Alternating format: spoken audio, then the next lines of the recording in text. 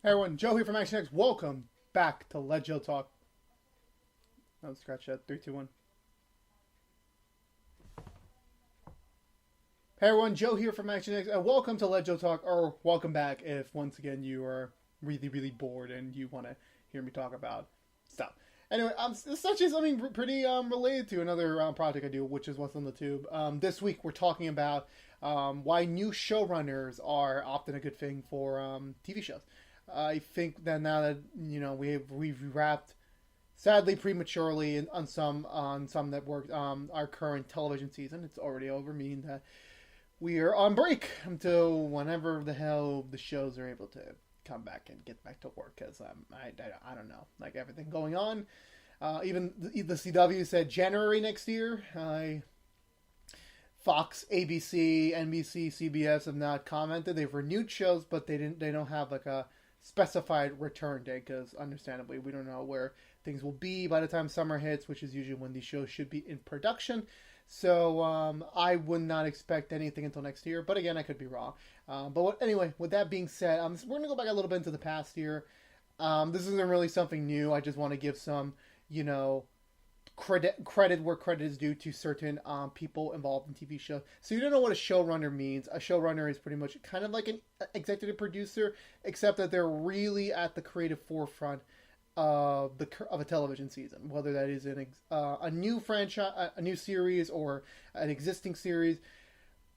There are multiple times where showrunners will come and go. Most likely, when a show gets really long, the original showrunner tends to leave because at some certain point they don't see themselves creating any new unique ideas to their liking on where the show should go forward. Like, for example, Supernatural, I think, had a total of 3 set showrunners. So there was one, the original creator, Eric Kimpley. I want to say, if I want to say that I'm pronouncing that right. He was the original showrunner, the original creator. He was on for the first 5 seasons. That was kind of his original planned story. Then when the CW renewed it for season 6, they got a different guy to take over, or a different person.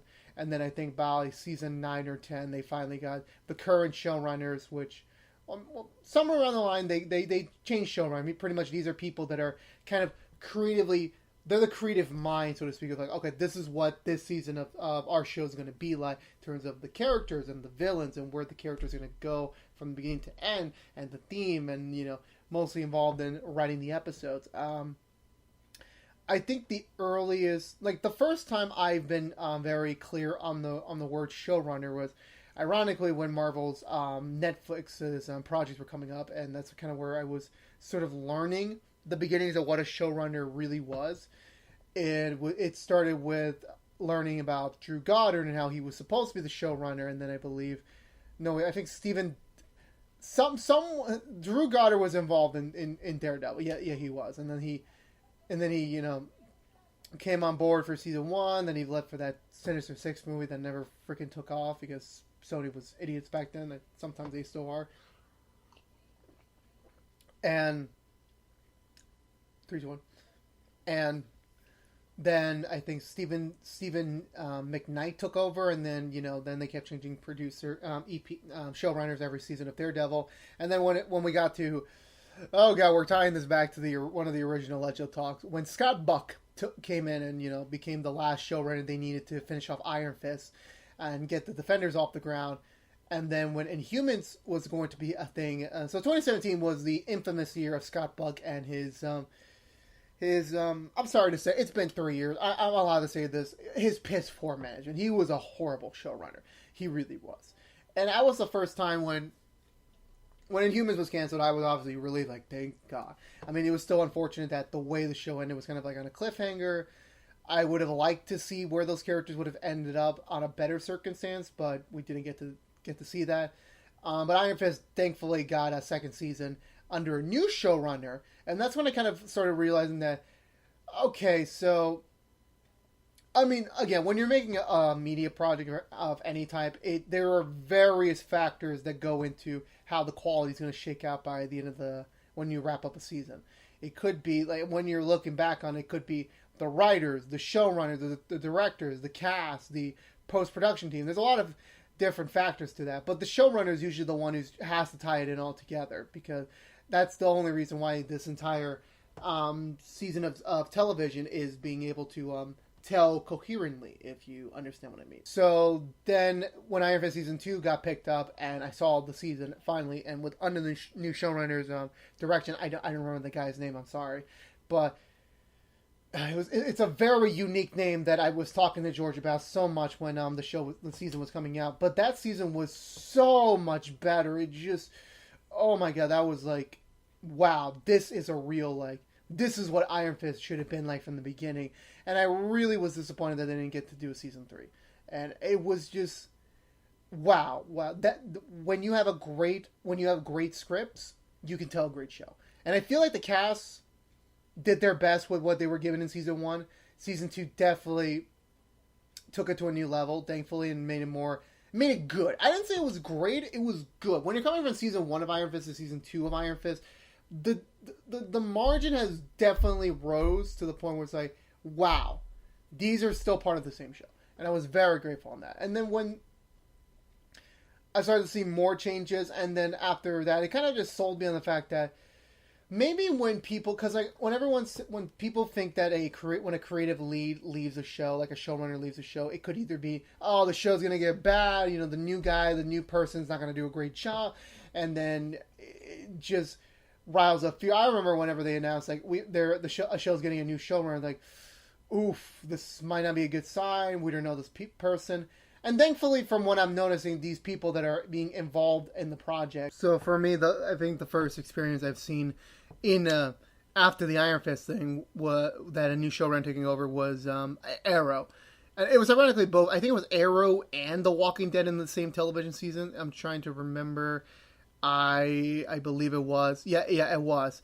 Where Arrow season 7 was getting a new showrunner, and Walking Dead was getting another new showrunner as well.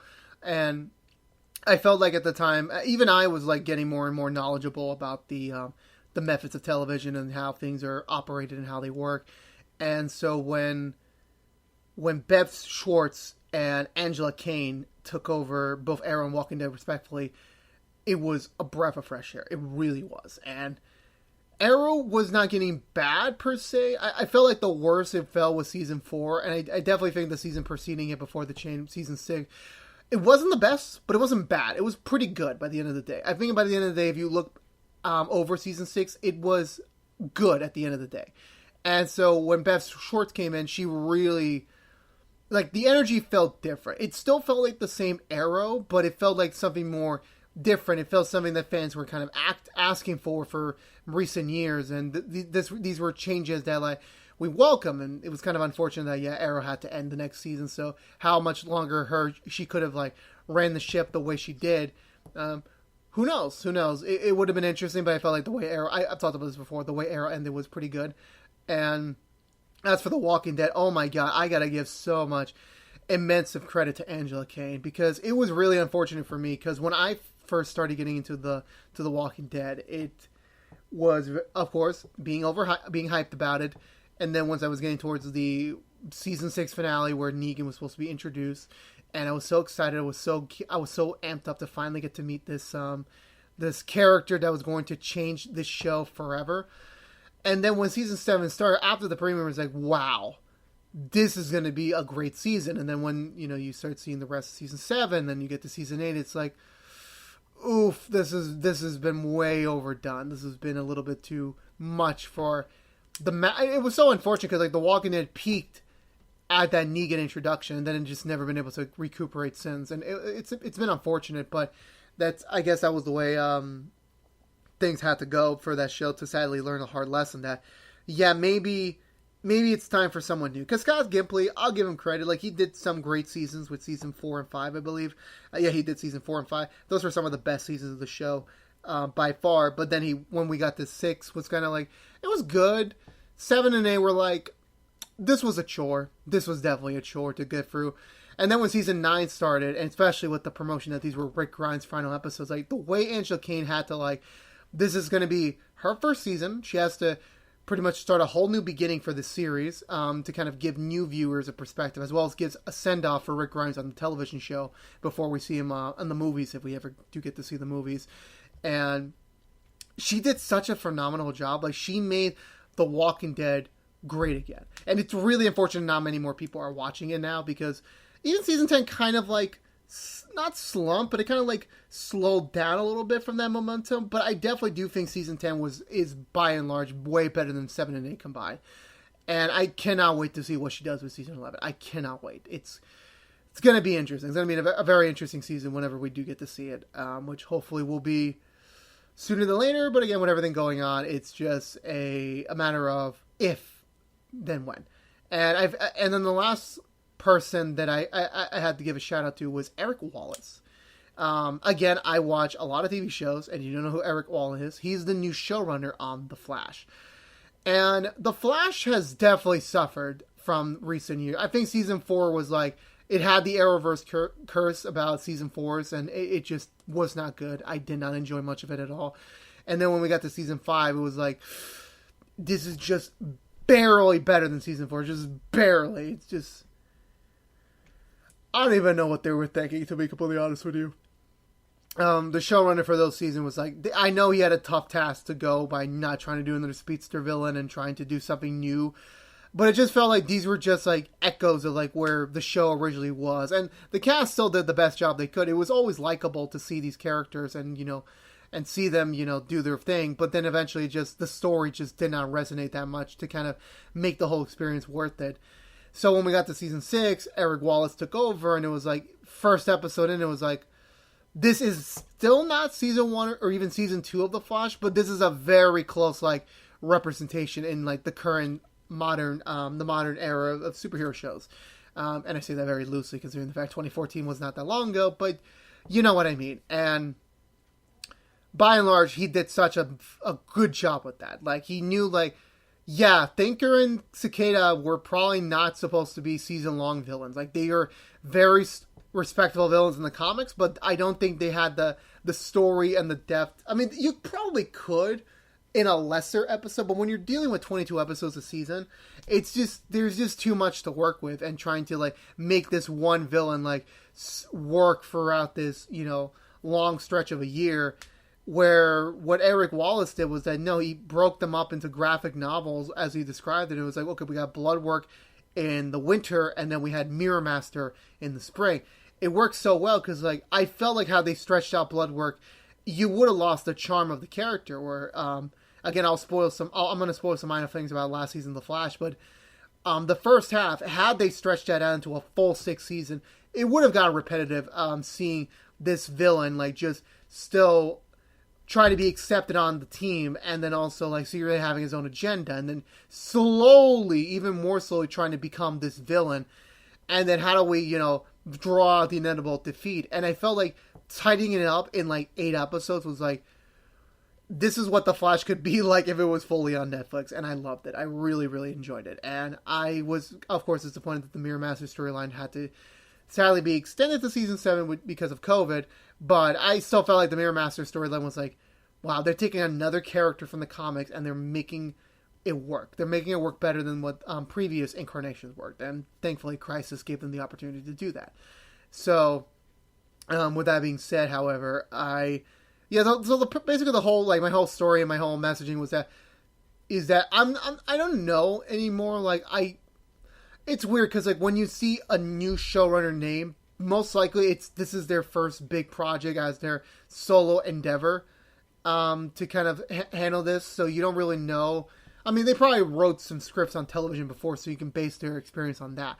But most of the time, you never know, like, okay, how are these people going to handle the leadership role of, like, making this all work? And I feel like nowadays is like, I'm more accepting of it, and I'm more open to seeing, like, what they can do, especially when it is a long running show, because again, when you keep going on and on and on, it just becomes more difficult to, figure out new things for these characters to go through, introduce new characters, introduce new storylines, figure out new development cycles. It just becomes more and more complicated as you keep going, because, like, you have to acknowledge the past and what the past leaders did, but you also have to, like, figure out, like, how do I continue it on my own taste, but also still keeping it the same energy as before.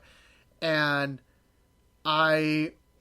I felt like I feel like right now I'm more comfortable with it. I feel like before it was always worrisome to get those announcements, but right now it is very much a factor of I welcome them with open arms, and since considering right now I'm on a hot streak with that, I'm just gonna keep it as May, and I'm just happy. Here's the thing, I love TV shows to death, and I'm always committed to every single one I watch, regardless of how long it goes and how much the quality suffers or dips. But I'm still sticking around, and I always love experiencing those comeback stories. I love seeing them come back to at least some respect of their former, glory. And I respect the new showrunner. Like they don't get enough credit, and they have a huge task ahead of them whenever they're starting up one of these new seasons.